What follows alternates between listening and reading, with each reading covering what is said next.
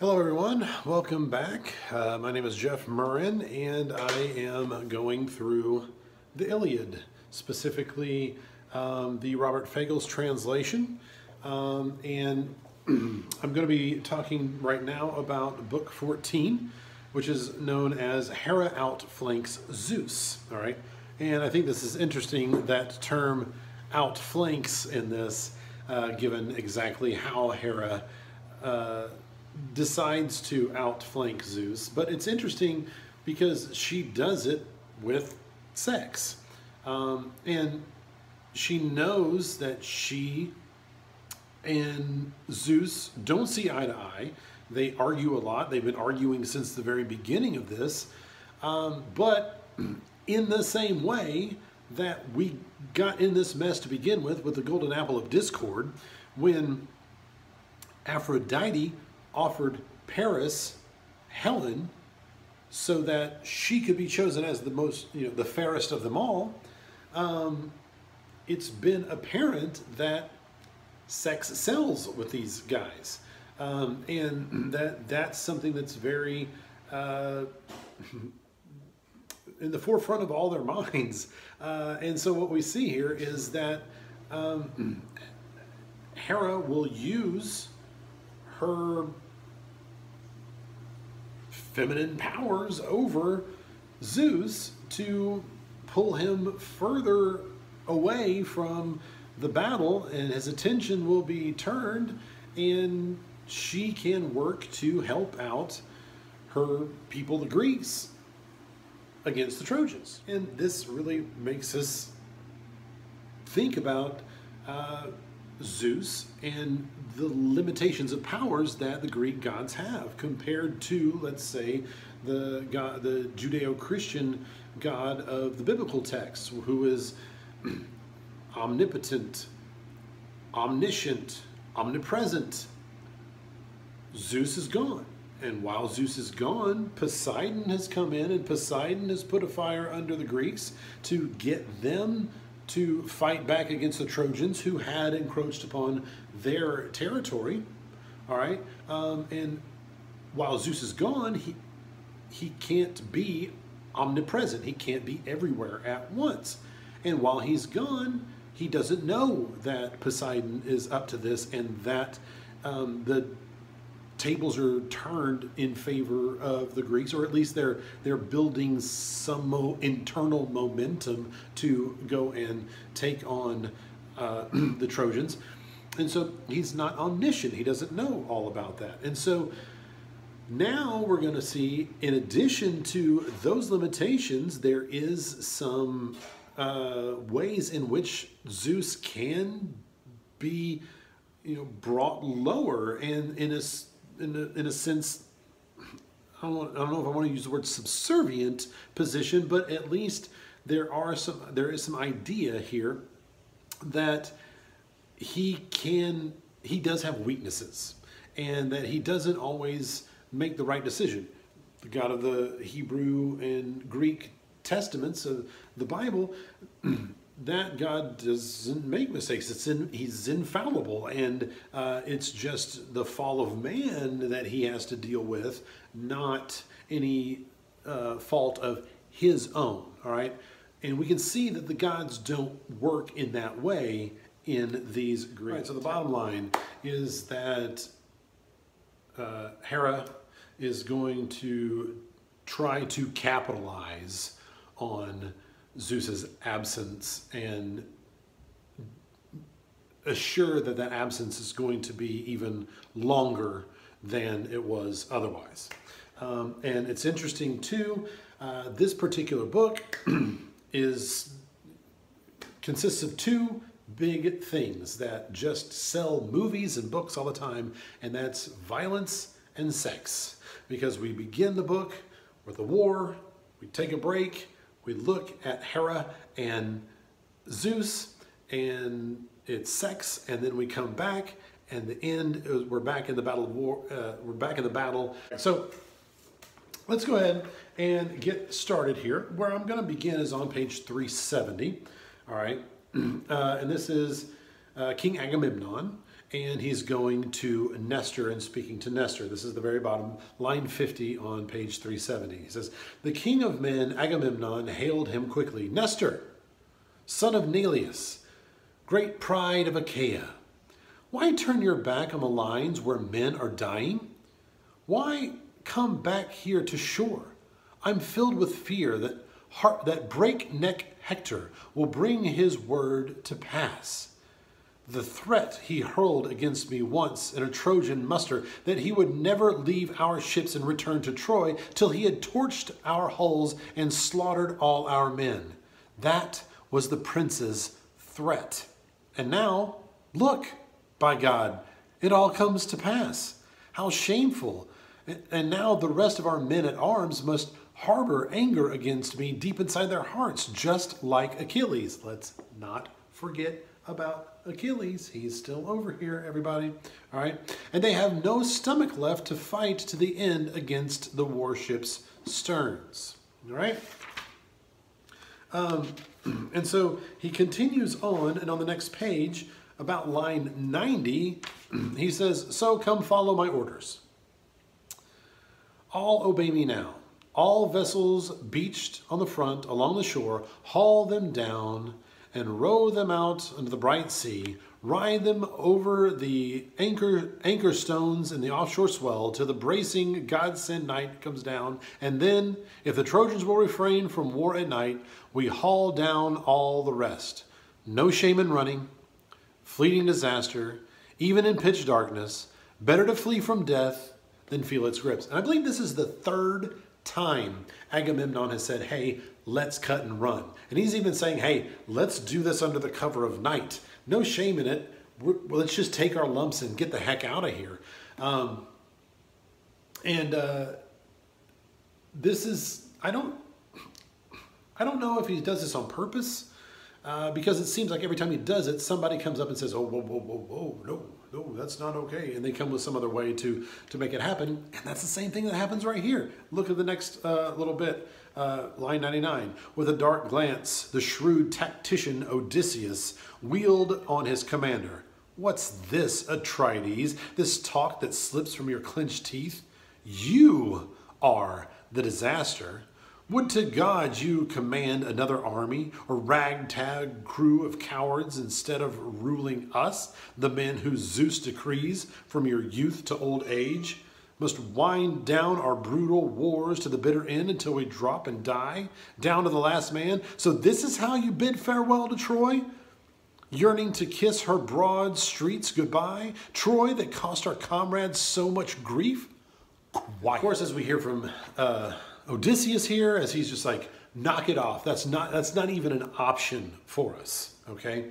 What we see is Diomedes. You got Odysseus in this. You got Diomedes right with him, right?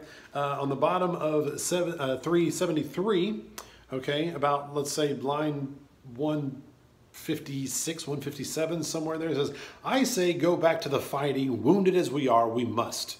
We have no choice. But once at the front, hold off from the spear play out of range ourselves, since who of us wants to double wounds on wounds?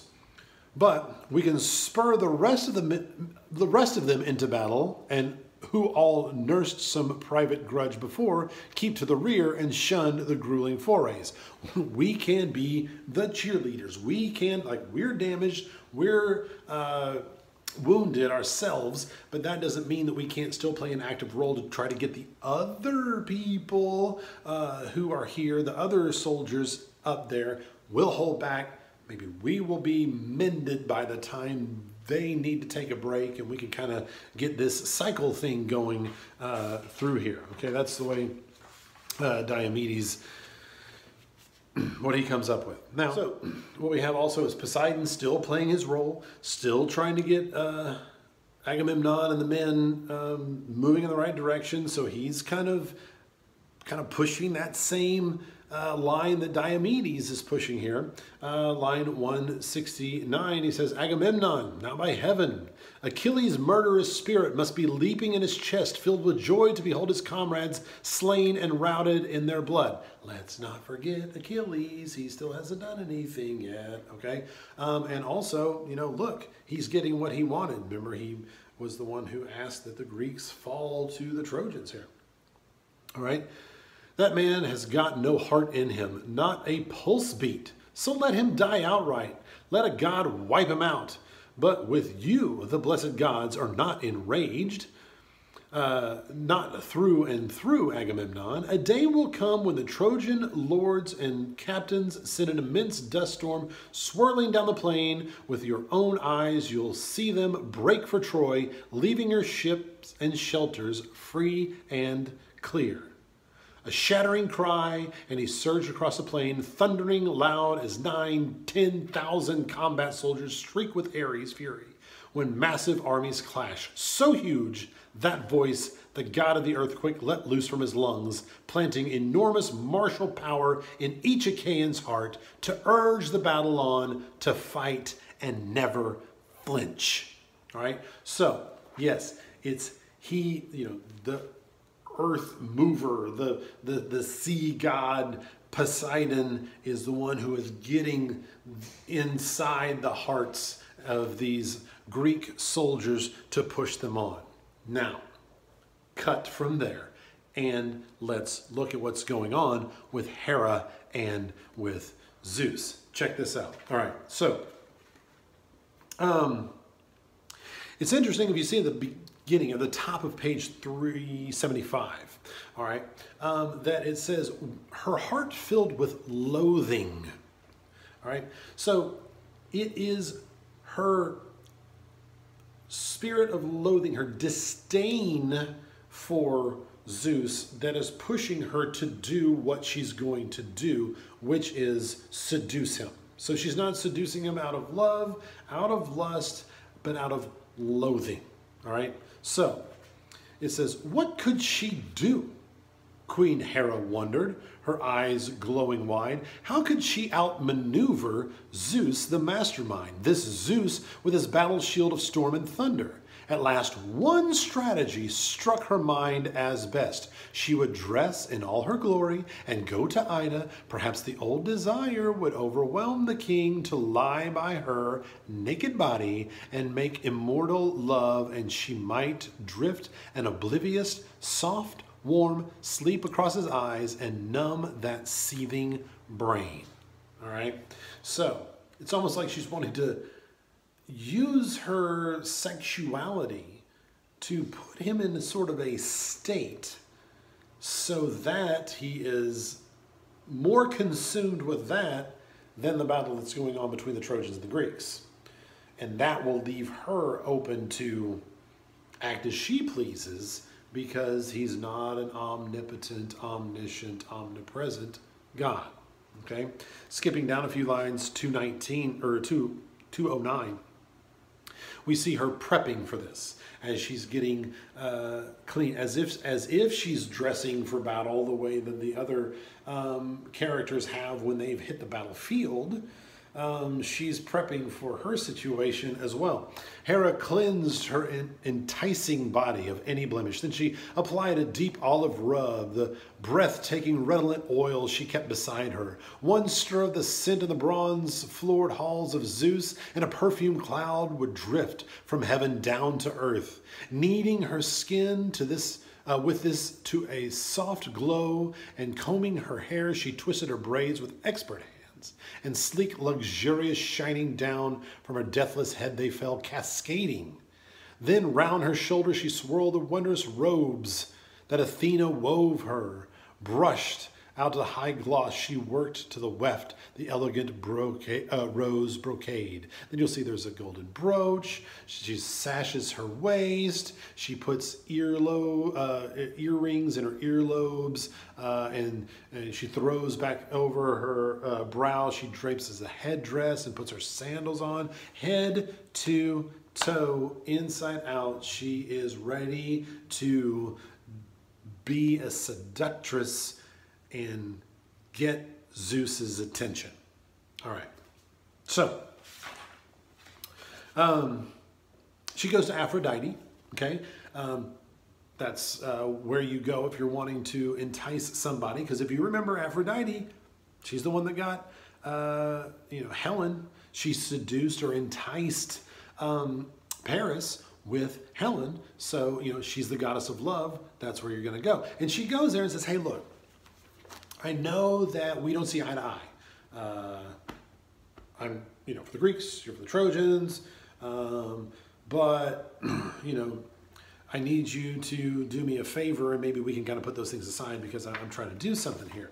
And Aphrodite says about 236 or so, or 237, Hera, queen of the skies, daughter of mighty Cronus, tell me what's on your mind. I am eager to do it, whatever I can do, whatever can be done. And so Hera just straight up lies, okay? She says, I'm trying to get these two folks to have sex over here because they haven't in a long time. And it's just sad and it's wrong and they need to be enveloped in love with one another. And so I need you to help me make that happen. And Aphrodite's were like, absolutely. It's horrible that these people aren't in love the way they should be in love and acting as the way they should be acting as lovers. So let me do whatever I can. All right. But all the while Hera has in her mind, this is not at all what I'm actually doing. All right. And so then after Aphrodite helps her, she goes to sleep. That's a capital S, sleep. So this is an actual god, okay? And you can see here on 270, let's say 277, there she fell in with sleep, twin brother of death. I find that interesting. Sleep is a twin brother of death. And a lot of times people say that when we sleep, it's just a dress rehearsal for whenever we die. All right, but anyway, so that's the thing. You're out of commission. You're at another place in another realm, essentially, and so they're kind of like twin brothers. All right. It says, clung to his hand and urged him, called his name, sleep. Master of all gods and mortal men, if you ever listened to me in the old days, do what I ask you now, and you shall have my everlasting thanks. Put Zeus to sleep for me. Seal his shining eyes as soon as I've gone to bed with him, locked in love, and I will give you gifts, a magnificent throne, never tarnished, always glittering, solid gold. My own son, Hephaestus, the burly, crippled smith will forge it finely, and under it slide a stool where you can prop your glistening feet and rest stretched out as at feasts. All right. Sleep hears this, okay? If you'll help me, I will give you something, and it will be a throne. You can rule. You can have this golden, beautiful thing, okay? So material possessions and a little bit of power. Sleep says, no way, Jose. All right, if you look on, let's see, 297 or so, he says, but Zeus? Not I. I would not get too close to the son of Cronus, much less put him under, not unless the Father gave me the command himself. All right, I'm not about, no, that is messing with the wrong guy, and I am not about to do it. And he even goes on, a commission of yours taught me my lesson once. So Hera's got sleep, to work with her in the past, and he's kind of got, I have this once bitten, twice shy kind of thing when it comes to you. I'm not in the mood for that at all. So let's think back to the golden apple of discord. I will give you power. I will give you wisdom. I will give you Helen. All right. And who won out? Helen. All right. The sex sells. And so Hera here offers him throne, gold, power, to put, you can even put his feet up at the feasts and things like that. And he says no. Check this out, though. Helen's learned a thing or two. About line 323, she says, come now. I will give you one of the younger graces. Wed her at once, and she'll be called your wife. All right. He says, on with it, Sleep cried, thrilled by the offer. Swear to me by the incorruptible tides of Styx, one hand grasping earth that feeds mankind, the other the bright sea, that all may be our witness, all gods under earth that gather round King Cronus. Swear you will give me one of the younger graces. Pasithia, that's the one. All my days I've tossed and turned for her. All right, so he even knows exactly which one he wants. And once she offers one of the graces, he is like, yes, I'm there. All right. It's paralleling that same story of the golden apple of discord. All right. So Hera then and Sleep go to where Zeus is, and he sees her. Line 355-ish. At one glance, the lust came swirling over him, making his heart race fast as the first time, all unknown to their parents, they rolled in bed, they locked and surged in love. He rose before her now, he savored her name. Hera, where are you rushing? What wild desire brings you here from Olympus? Where are the team and car you always ride?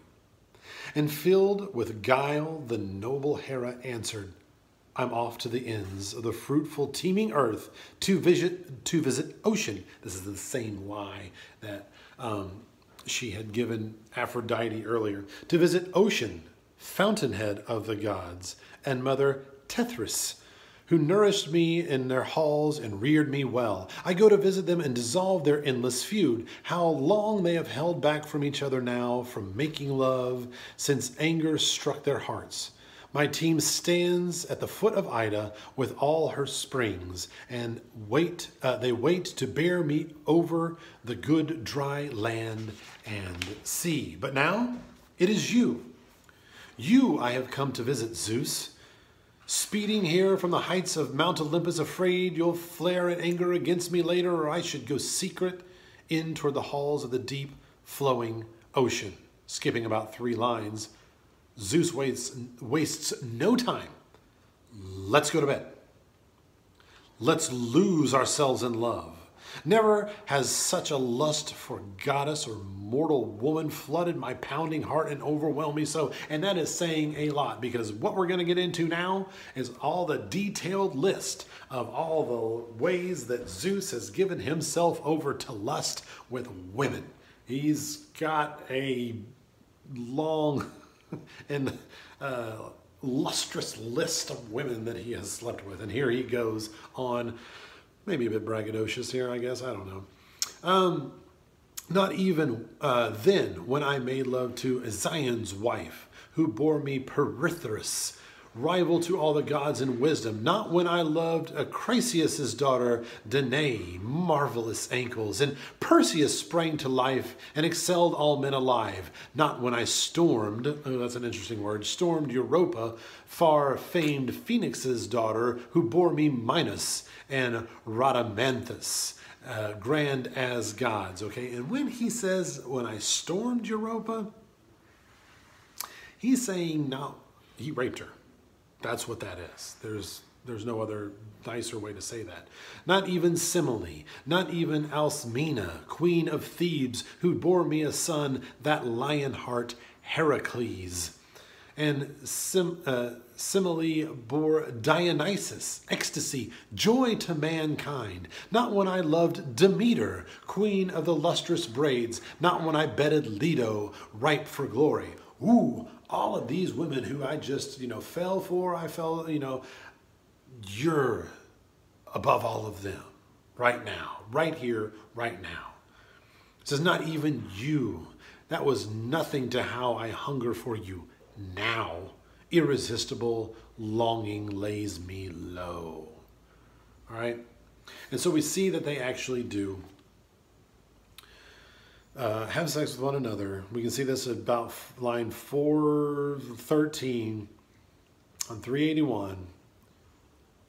With that, the son of Cronus caught his wife in his arms, And under them now the holy earth burst with fresh green grass, crocus and hyacinth, clover soaked with dew, so thick and soft it lifted their bodies off the hard packed ground. Oh, just that most beautiful. Oh, everything is in bloom. I can see the world so lovely right now because I'm making love with Hera. All right.